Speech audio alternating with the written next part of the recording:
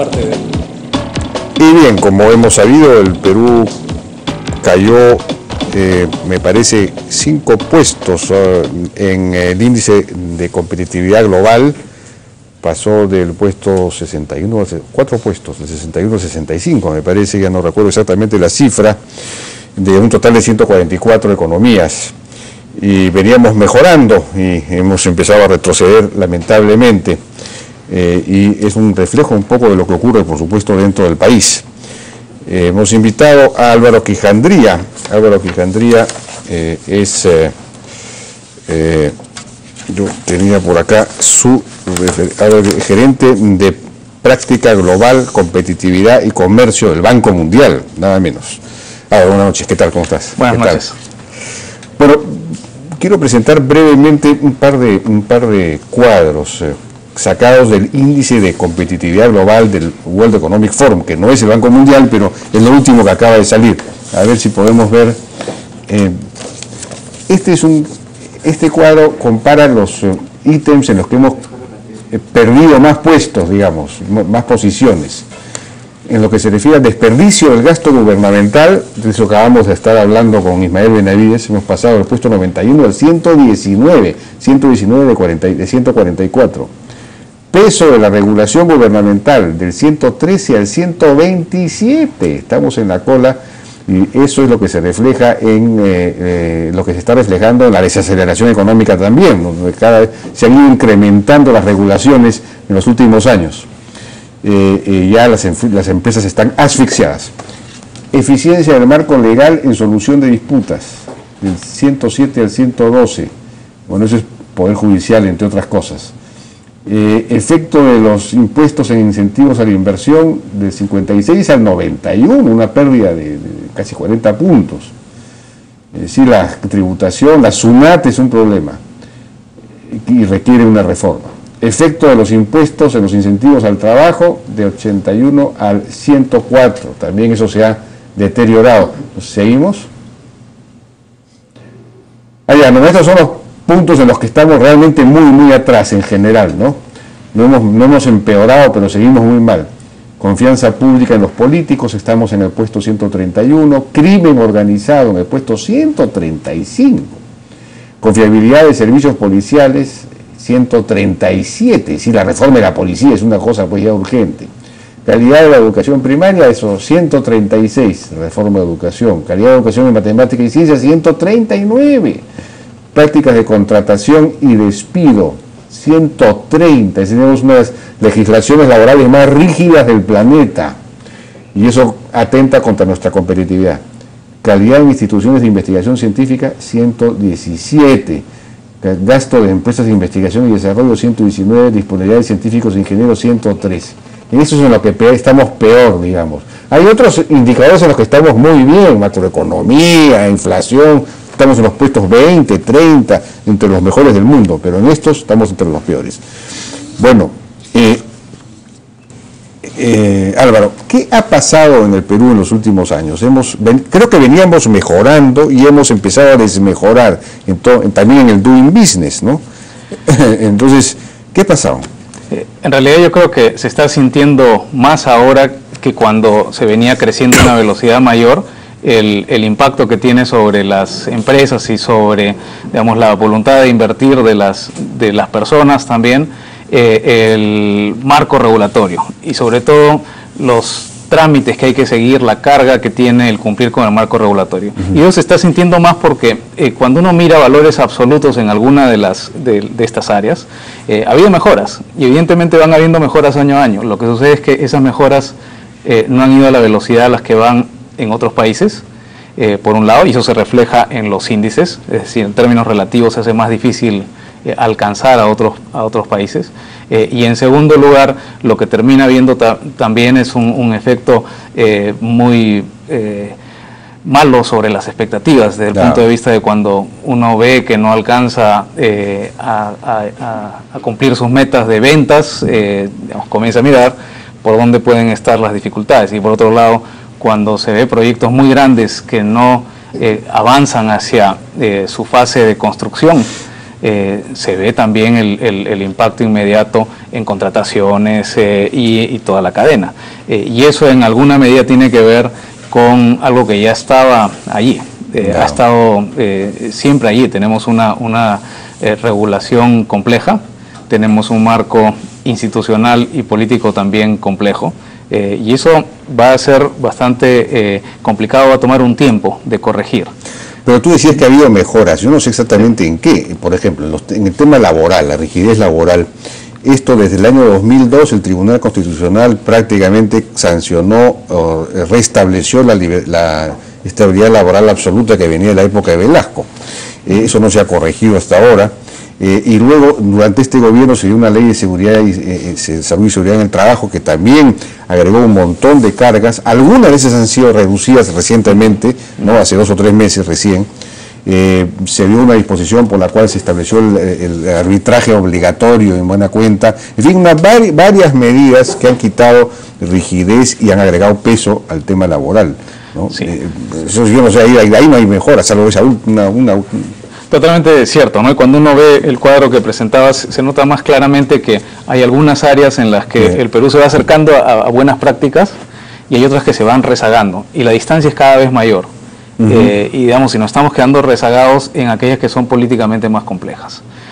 Con el agregado de que además, en el ámbito laboral, totalmente de acuerdo, se han agregado algunas cosas a la legislación que han complicado el panorama. ¿En qué se ha mejorado? Por ejemplo, en las áreas en las que estaba más a la mano la mejora. Las licencias de funcionamiento, los permisos de construcción, ha habido mejoras. Hay otras áreas en las que el Perú ya está, digamos, bastante bien desde el punto de vista de su posición relativa. Pero todavía podemos ser muchísimo más ambiciosos. Pero licencia de funcionamiento, eso en algunas municipalidades, y el problema es que son 1.800 municipalidades en el Perú, y creo que esto se ha logrado en 30 o 40, ¿no? Claro, algunas de ellas son importantes, ¿no? Como por la Municipalidad de Lima, por ejemplo. Eso es totalmente cierto. No ayuda ahí para nada tener el esquema institucional que tenemos, en donde una parte del proceso para sacar una licencia de funcionamiento se tiene que cumplir en la municipalidad. Eso no es así en la mayor parte de los países del mundo, donde la licencia de funcionamiento es directamente tramitada con la autoridad nacional, y en donde el registro entre el municipio es simplemente un registro. ¿Sí? Entonces, a eso se agrega el que en el caso del Perú tenemos una autonomía municipal en diversos temas regulatorios que complica la situación. Por ejemplo, en Lima, si tomamos Lima y Callao, tenemos 50 y tantos municipios. Es decir, si uno quisiera mejorar el procedimiento de licencia de funcionamiento, tiene que mejorarlo por separado en los 50 y tantos municipios. Sí, pues. Si uno hace el mismo trabajo, y de hecho en el Banco Mundial hemos ayudado en algunas otras ciudades, por ejemplo, en el caso de Bogotá, es un solo alcalde el que puede... Un solo alcalde, ahí no hay distrito, es un alcalde provincial, digamos. Claro. Entonces, una de las cosas que puede ayudar es, de alguna manera, ponerse de acuerdo y trabajar en el marco institucional también para que esto se homogeneice, ¿no? Para que pueda en algún momento pasar a haber un esquema de TUPAS, de texto único de procedimiento administrativo, homogéneos, únicos, cosa que se ha intentado varias veces y hasta ahora no se logra. Y con la cantidad de municipios que tenemos, 1.800 a nivel nacional, y la iniciativa que muchas veces tienen estos municipios para poder agregar procedimientos, subir tasas, complicar el panorama, la cosa se hace cada vez más compleja por ese lado. Mientras que el gobierno nacional trata desde el gobierno central, intenta corregir lo que puede desde la parte que controla directamente, ¿no? De acuerdo. ¿Y cómo hacer para avanzar, para generar un... Yo recuerdo que durante el gobierno anterior el Ministerio de Economía se propuso avanzar en el Doing Business, en la posición del Doing Business, se propuso una meta, y efectivamente se fue consiguiendo resultados, y fuimos teniendo posiciones cada vez mejores, pero nuevamente ahí hemos retrocedido, creo, me parece. Si se pudo hacer en esos temas, digamos que quizás eran temas relativamente más fáciles en algunos casos, no lo sé, debería poder hacerse en todo. Es decir, ¿cómo hacer para avanzar? Es decir, para diseñar una una política de aumentar la competitividad del país por temas. ¿Cómo? Bueno, una cosa fundamental es poder tener metas que se puedan medir. Y en eso ayudan bastante estas mediciones que se realizan desde el Grupo Banco Mundial, desde el World Economic Forum. Ayudan muchísimo porque pueden permitir tener algún objetivo cuantitativo. Lo que sí es importante es tener claro que el ranking, la posición en el ranking es un resultado final. No es un resultado final. En realidad, cuando uno quiere poner un objetivo, debiera estar en función de objetivos absolutos. Es decir, si es que uno toma tal número de días para procesar una licencia, uno debiera ponerse un objetivo desde el punto de vista de ver cuál es la mejor práctica global en ese tema, y anotar ese resultado como el objetivo. Y eso se puede hacer en una serie de áreas. Creo que puede ayudar muchísimo a poder tener objetivos, digamos, ambiciosos que puedan ser logrados en un tiempo determinado. Puede ayudar muchísimo también el tener un objetivo común en las entidades del Estado que alinee a las diferentes entidades que participan. En ese sentido, creo que el anuncio de que el Perú inicia su camino en buscar el acceso a la OSD es muy importante. Es muy importante porque puede implicar en alguna de estas áreas la necesidad de alcanzar determinados estándares que puedan alinear, digamos, a todo el aparato público a lograr esos objetivos. Pero eso es fundamental. En la experiencia que hemos tenido en el Banco Mundial, desde el punto de vista de reformas exitosas, cuando hay liderazgo, hay un objetivo claro al que se quiere apuntar, y por otro lado hay un alineamiento en los actores que tienen que participar, se pueden lograr muy rápidamente algunas de las metas que se plantean. Por ejemplo, Colombia está creciendo contra viento y marea, pese a la desaceleración global, en fin. ¿Qué ha hecho Colombia? Sí, Colombia tiene un programa bastante estructurado de mejora en sus indicadores de competitividad y de clima de negocios. Hace 6 años que viene trabajando en estos temas, lo sigue muy de cerca, y eso además ha confluido con el programa de acceso a la OSD, en el cual Colombia está un paso adelante respecto del Perú. Y como decía, ha logrado confluir lo que venía haciéndose por el lado de mejora de clima e inversión con este nuevo objetivo de acceso a la OSD. Ahora, en Colombia hay varias lecciones interesantes para el caso de Perú, ¿no? Primero, en algunas de las áreas en las que se hace bastante complicado manejar los procesos regulatorios porque las autoridades tienen que ir a, por ejemplo, inspeccionar o tramitar permisos para el universo de empresas, se ha avanzado en hacer clasificaciones de riesgo.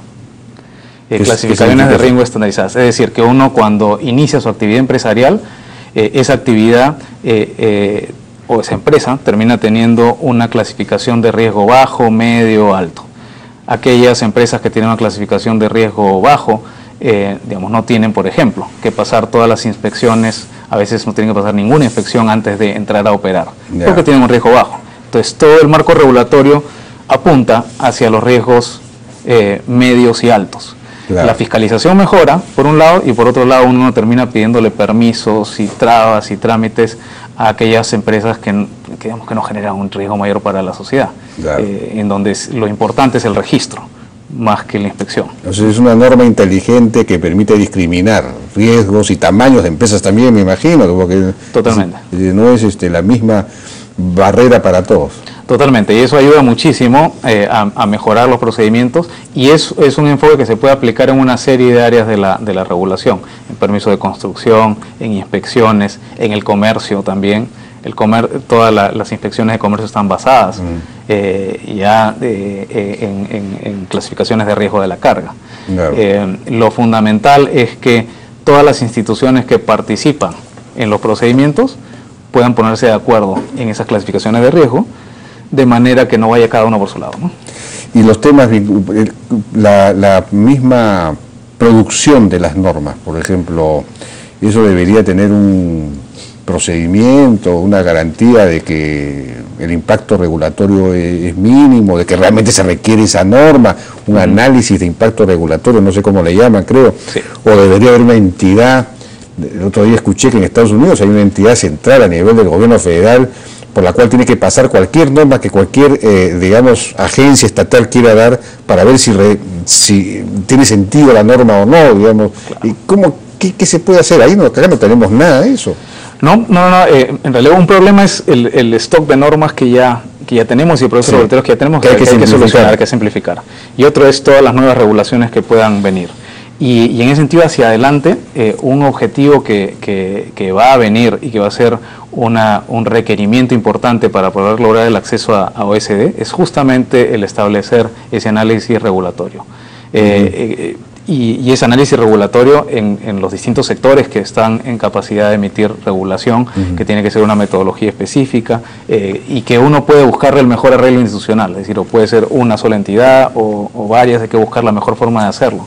Pero es algo que evidentemente se tiene que hacer y no es lo mismo que actualmente existe ya en nuestra legislación de la necesidad de tener un análisis costo-beneficio en los considerando de las normas, ¿no? Que a veces es además un saludo a la bandera. En este caso es un análisis del costo-beneficio que genera la regulación en sí. Ya, claro. Y eso tiene metodologías que se pueden aplicar. Yo creo que sería un paso muy importante desde el punto de vista de evitar que hacia adelante se genere una maraña adicional a la que ya tenemos. Claro, sí, pues porque la tendencia natural de la burocracia es a generar normas, en fin, para justificar su propia función y para protegerse contra cualquier cosa, y entonces, claro, la responsabilidad es de terceros y no de ellos. Pero respecto a lo que ya existe, ¿cómo simplificar? Es decir, simplificar es bien difícil, ¿no? Porque uno corta y después vuelve a crecer como la selva. Entonces, ¿cómo simplificar o qué facultades debería tener una entidad como Indecopi, que se supone que debería tener quizás facultades mucho mayores, casi dictatoriales, para eliminar trabas a la producción, en fin, no sé?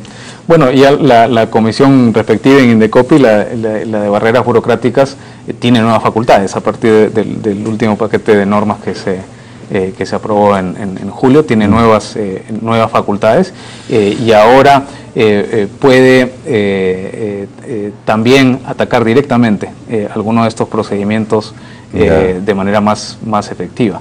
Pero más allá de eso, algo que puede ser muy importante es la posibilidad de poner algunos de los procedimientos lo más posible en sistemas informáticos. Eso ayuda muchísimo. Digamos, la tecnología ahora está disponible, ayuda muchísimo desde el punto de vista de que deja una huella respecto de qué se hace en el proceso regulatorio.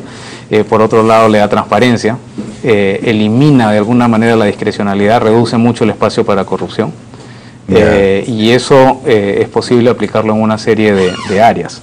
Es decir, el trámite por internet, dices tú, no entiendo. Totalmente. El trámite y también lo que está detrás del trámite, todo el flujo documentario, la posibilidad de controlar el proceso a través de una base informática. Eso se puede hacer en una serie de áreas, en la mayor parte de las áreas, y es algo que puede permitir evitar que digamos que esta maraña regulatoria vuelva a crecer, porque naturalmente vuelve a crecer. Digamos, sí, pues. Eso es así aquí, en cualquier parte del mundo. Entonces hay que buscar la manera de que la mayor parte de los procedimientos terminen teniendo una base informática, y segundo, que la posibilidad de discrecionalidad que puede existir por parte del funcionario que vea un proceso regulatorio se reduzca lo más posible. Y en eso, ¿cómo estamos en el Perú en la informatización, el gobierno electrónico, en todo eso? En realidad estamos un poco atrás de lo que deberíamos. Se ha avanzado en algunas áreas de manera muy efectiva. Por ejemplo, licencia de funcionamiento se generó a partir de la iniciativa del Consejo de Competitividad un mecanismo que se llama licencia en 72 horas sobre una base informática, muy efectivo. El tema es después, bueno, cómo instalar eso de manera amplia en los 1.800 municipios del país, de manera masiva. Creo que solamente los 40 los tienen, más o menos, ¿no? Claro. ¿Cómo pasar de un punto al otro? Digamos, requiere una estrategia de gobierno electrónico, creo que bastante más agresiva y bastante más ambiciosa. Hay una oficina de gobierno electrónico en la PCM, pero muy débil y no sé, no tiene mayor... lo mismo que la oficina de la Secretaría de Gestión Pública, también es muy débil. Digamos, las instancias encargadas de estas cosas no tienen fuerza, me da la impresión. No, quizás deberían estar en el Ministerio de Economía. Bueno, en realidad ahora tenemos distintos actores en esta área, ¿no? La Secretaría de Gestión Pública, desde PCM, ha venido impulsando vía el programa de Tramifácil algunas mejoras.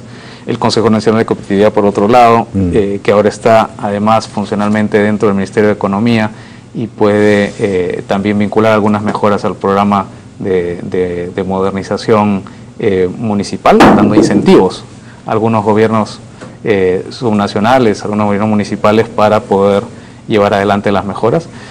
Pero evidentemente cualquier recurso adicional que se pueda poner en esta área creo que va a tener un beneficio enorme. ¿No?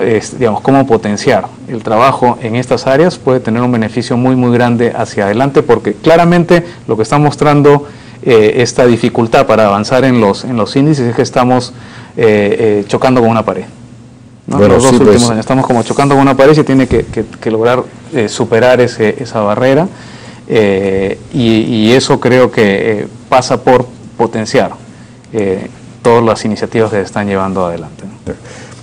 Justamente el Foro Económico Mundial tiene una parte del índice que se llama los factores más problemáticos para hacer negocios. El primero de todos es ineficiencia de la burocracia gubernamental. Luego viene corrupción, luego viene las restricciones laborales, las regulaciones laborales restrictivas. Esos son los 3 puntos más importantes, pero el más grave de todos es la ineficiencia de la burocracia gubernamental. Y hay quienes dicen, ya por allá para terminar, porque esto es un campo pues infinito casi, que el tema, el sistema, la concepción de control de la Contraloría está mal. Los funcionarios no toman decisiones por temor a la Contraloría no encuentra a los corruptos, pero sí asusta a los honestos, entonces solo sirve para frenar, en buena cuenta. Eso no hay esquemas de control que funcionen eficientes en otras partes. Sí, evidentemente, pero creo que también es muy efectivo trabajar en el área que mencionaba antes, de cómo darle al funcionario público una idea muy clara y un mandato muy claro de cuál es su rol regulatorio.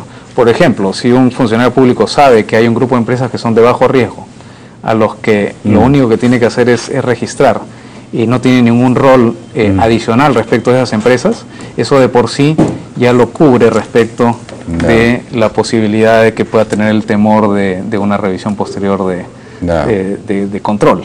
No, entonces, eso que es simplemente un ejemplo dentro de lo que se puede hacer, es muy importante replicarlo a nivel de la regulación. De acuerdo. Bien, Álvaro Quijandría, muchas gracias por tu participación. Gracias, en la hora N del Banco Mundial. Vamos a una pausa, regresamos ahora con Pablo de la Flor, presidente del CADE 2014.